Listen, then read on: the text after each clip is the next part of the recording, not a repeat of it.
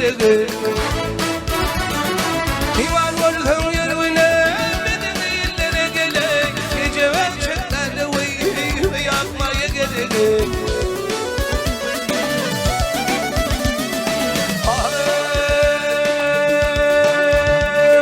Her kışın dokuzene on hatar vurdun.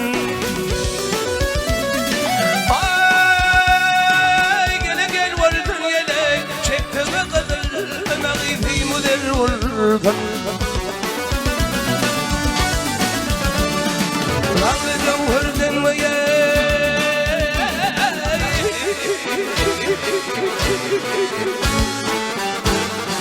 hayır ve yer olgun geceven çıkmanı yeğner mayetleri.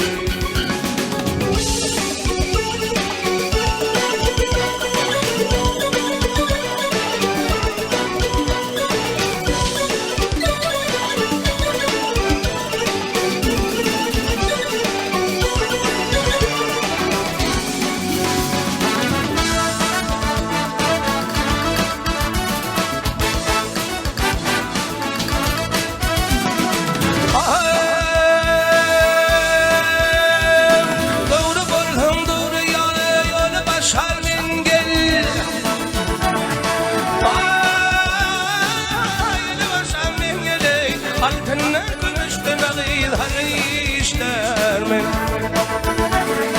Beni dedim bu şahane göstermeye gerek. Geceler çekleri yapmaya gerek.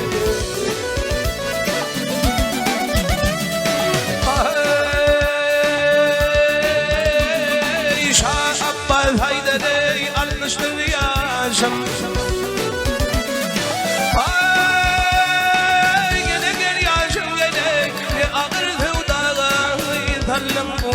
Başım gönül fikrimle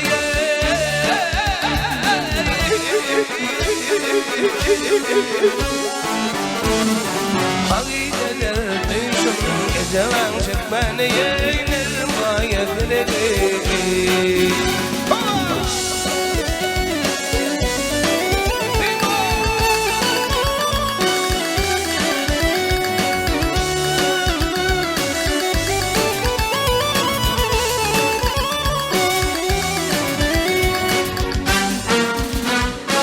Ya geceven çıkmana ağlamaya gerek.